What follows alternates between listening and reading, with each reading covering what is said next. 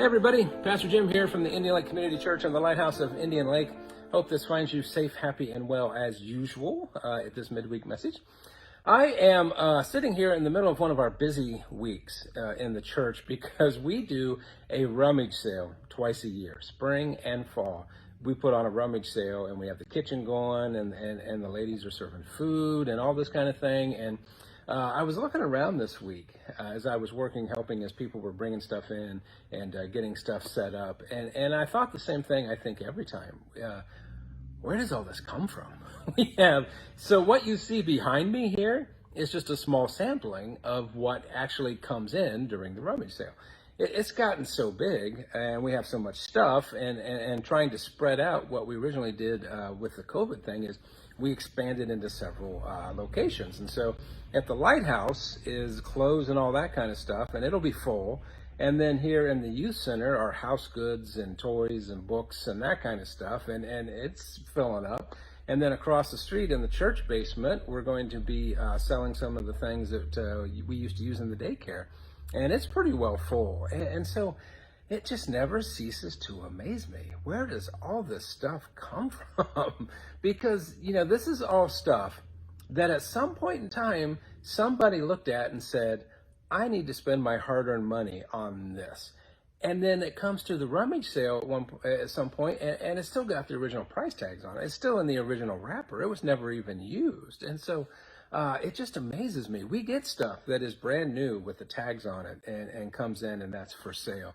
We get stuff that we don't know what it is. We have to kind of figure out. We play a game of what is this? And then we also get stuff that doesn't work or really shouldn't be sold. And so we just go ahead and put that in the trailer to take to the dump when it's all over.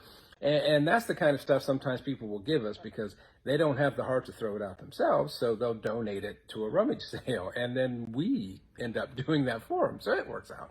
But all of this stuff that we fill this place twice a year, and we have been doing this sale nonstop pretty much, except for the COVID in the spring last year and all that kind of thing. This has been going on since Jesus was a carpenter, as far as I know. That's a long time, but it's because I remember when I was a kid coming to the rummage sale and looking for, treasures. And that's what we tell people, bring your treasures and take home new treasures. And that's how the rummage sale works. But the idea that this place is so full of stuff twice a year that meant something to somebody at some time.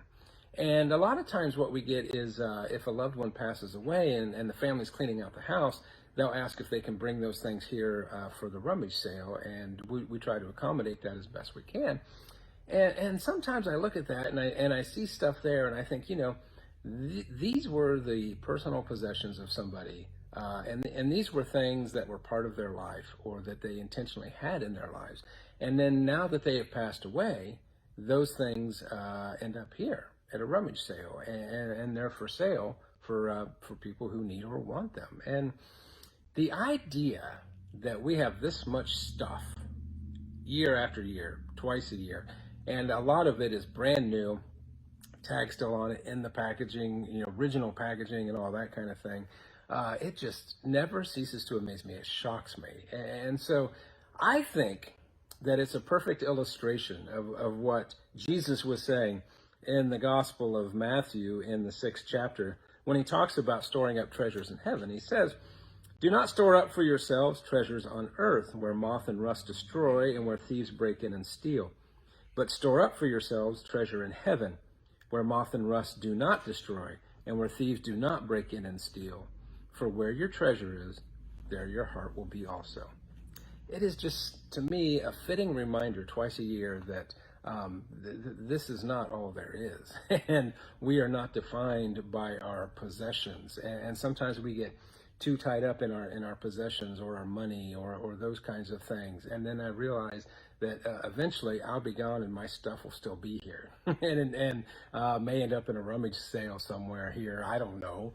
And I think about all the people that I knew who have passed away, and then their stuff comes to the rummage sale, and people come and they look through it and they'll take it home for 50 cents, $1, or whatever.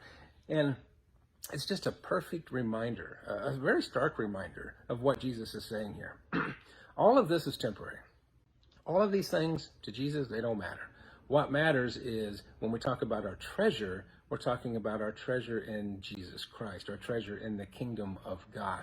And that's where our hearts should be, because that's where our treasure will be also.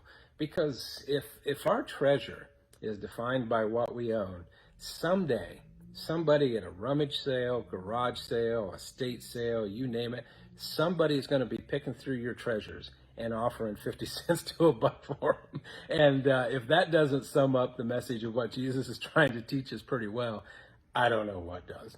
So anyways, rummage sale's going on. We'll go through it another year. I'm sure things will be great. Treasures in, treasures out. Make sure you know where your treasure is, and make sure your heart is in the right place. Because where your heart is, where your treasure is, and where your heart is should be placed in Jesus Christ and in the kingdom of God. I hope and pray that that's true for you.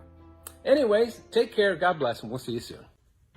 I really do appreciate you taking the time to watch and listen to this video, and I hope you found some words of encouragement or hope to help you in your walk this week. If you'd like to find out more information about us and our ministry, you can look at one of our Facebook pages. We have one for the Lighthouse at Indian Lake. There's also a Facebook page for the Indian Lake Community Church. If you'd like more detailed information, for example, our location and our times of worship, if you'd like to join us for worship in person, we would love to have you. Or if you want information about how you can join us for worship online, you can visit our websites at www.lighthouseatindianlake.org or www.indianlakecommunitychurch.org. There you'll find information about our in-person worship times, or how you can watch us online through the website or through Facebook or through YouTube. Also on there, you'll find out more about who we are and our mission to the Indian Lake community and beyond. And if you'd like to support us through your time and your talent, or the giving of your possessions financially, you'll find information how to do so on those sites also. Thanks for listening in. God bless you, and we hope to see you soon.